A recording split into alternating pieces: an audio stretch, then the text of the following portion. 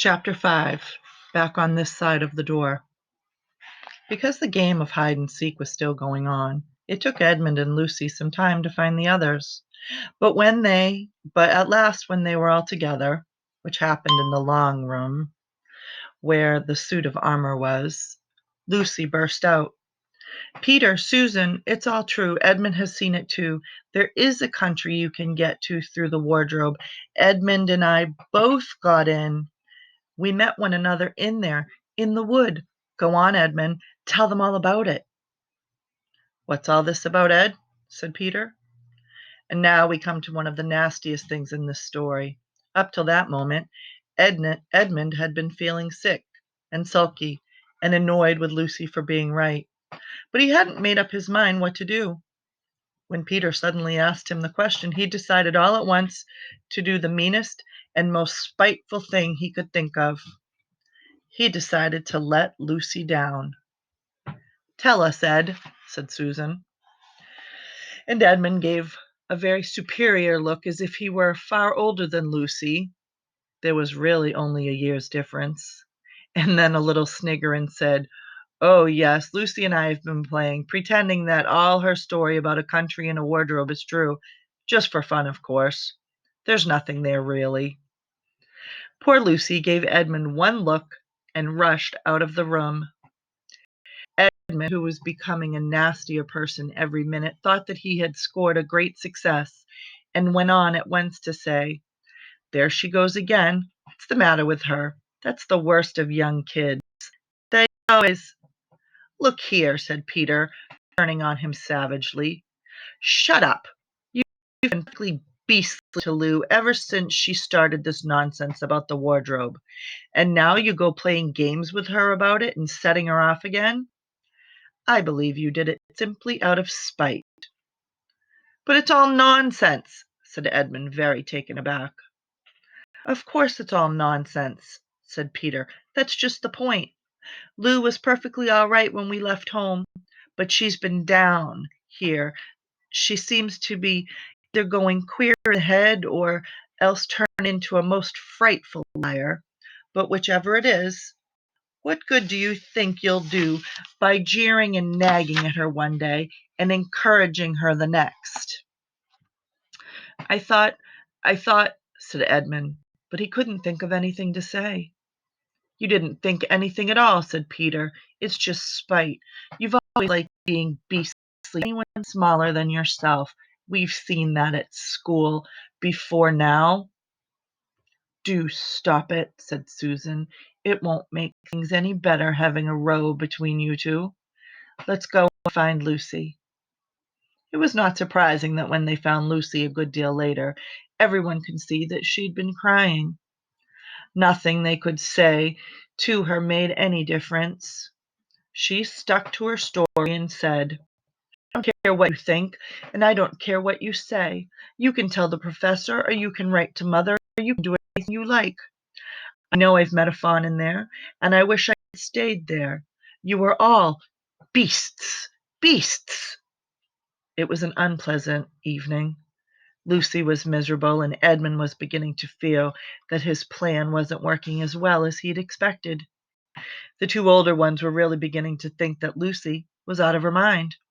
They stood in the passage talking about it in whispers long after she had gone to bed. The result was the next morning they decided that they really would go and tell the whole thing to the professor.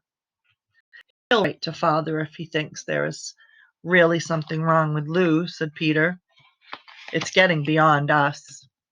So they went and knocked at the study door, and the professor said, "Come in," and got up and found chairs for them and said he was quite at their disposal.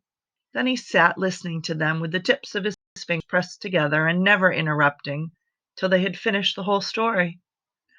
After that he said nothing for quite a long time. Then he cleared his throat and said the last thing either of them expected. "How do you know," he asked, "that your sister's story is not true?" "Oh, but—" began Susan and then stopped.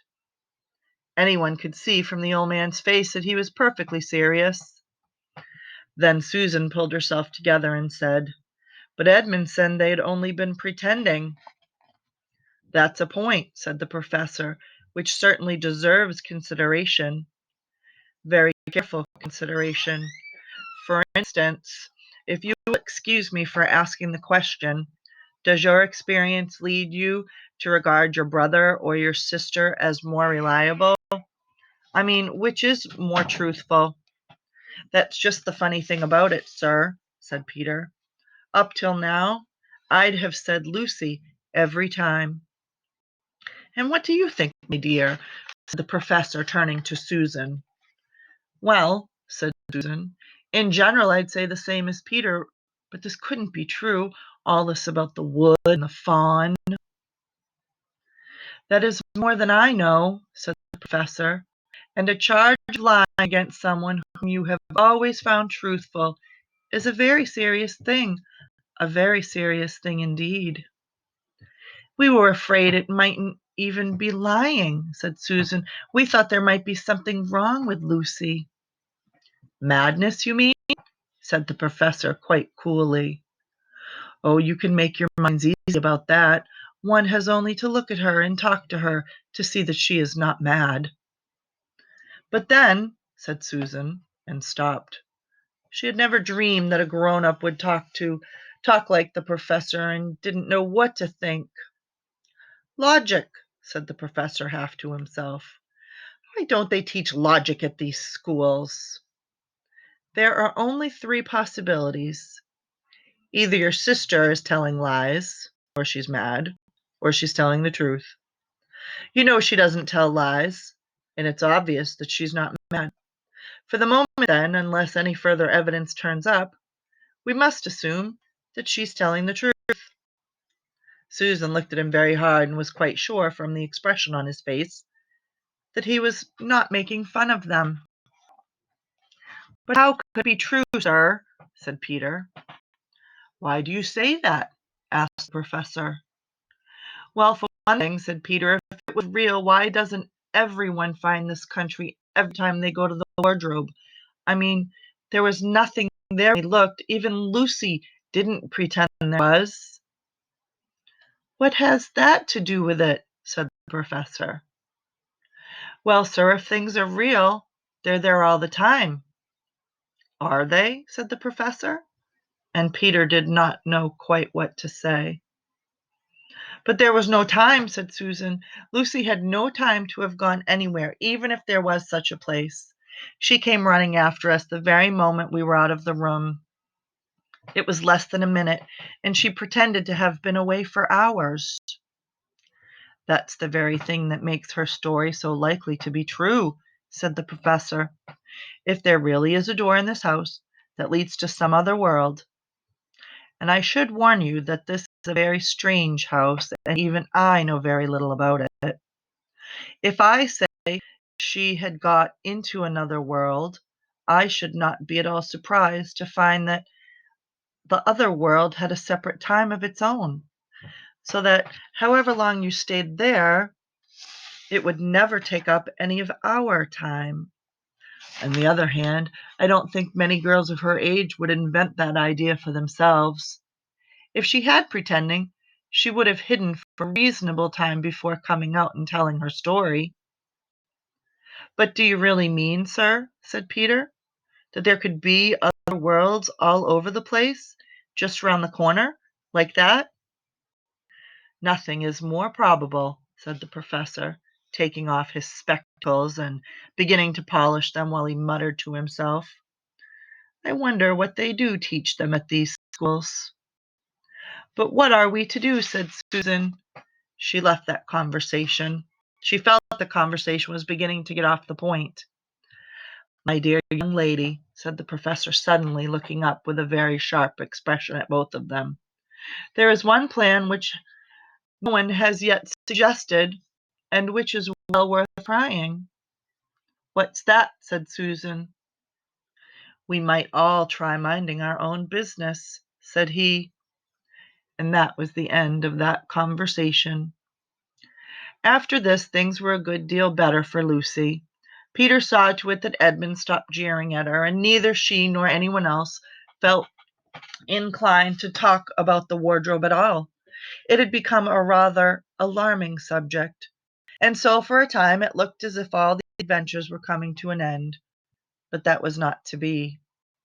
This house of the professor's, which even he knew so little about, was so old and famous that people from all over England used to come and ask permission to see over it.